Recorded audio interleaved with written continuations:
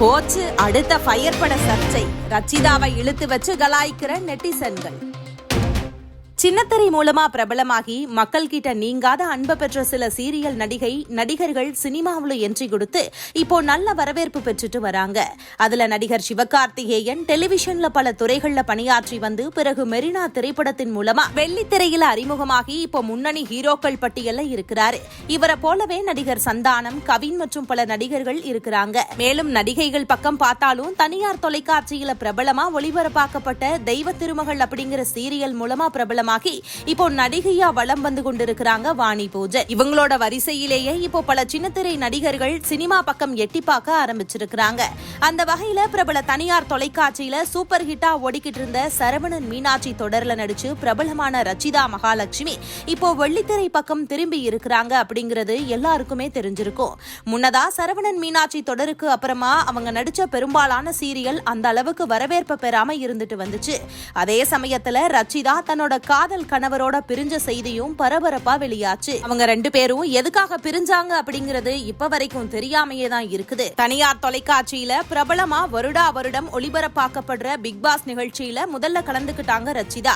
தன்னோட கணவர் குறித்த எந்த ஒரு தகவலையுமே தன்னோட கணவரை பற்றி பேச்சையுமே அவங்க எடுக்கல. இவங்களுக்கு அப்புறமா நடந்த அடுத்த சீசன்ல பங்கு பெற்ற ரச்சிதாவோட கணவரான தினேஷ் தன்னோட மனைவி தன்னை விட்டு பிரிஞ்சு இருக்கிறது குறித்து உருக்கமா கருத்துக்களை சொல்லியிருந்தாரு.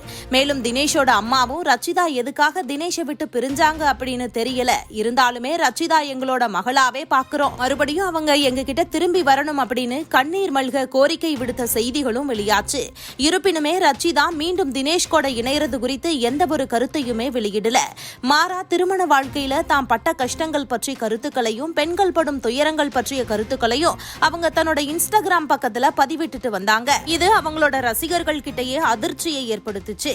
இதனையடுத்து ரச்சிதா திரைப்படங்கள்ல நடிப்பாங்களா அப்படின்ற எதிர்பார்ப்புகளும் கேள்விகளும் மேலோங்கி இருந்த நிலையில ஃபயர் அப்படிங்கிற திரைப்படத்தின் மூலமா வெள்ளித்திரையில ரச்சிதா அறிமுகமாக இருக்கிறதா செய்திகள் வெளியாச்சு.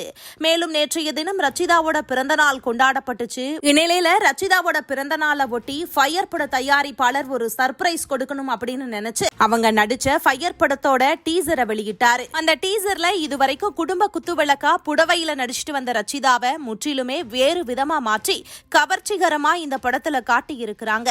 இத பார்த்த அவங்களோட ரசிகர்கள் பலருமே இது நம்ம ரச்சிதா தானா அப்படின்ற வகையில ஷாக்குல உறைஞ்சு போய் இருக்கிறாங்க. அதோடு அந்த டீசரோட இறுதியில ஒரே ஒரு ஷர்ட்டை மட்டும் ரச்சிதா அணிந்து கொண்டு நிற்கிறப்ப அருகில ஹாப்பி பர்த்டே ரச்சிதா அப்படின்னு வாழ்த்தும் இடம்பெற்று இருக்கிறது பலரையும் கடுப்பாக வச்சிருக்குது. மேலும் பிறந்த நாளுக்கு இப்படி ஒரு வாழ்த்தா கொடுக்கணும் அப்படின்னும் இது என்ன அவ்வளவு நல்லாவா இருக்கு போன்ற விமர்சனங்களை தற்போது பல நெட்டிசன்கள் முன் வச்சுட்டும் வராங்க.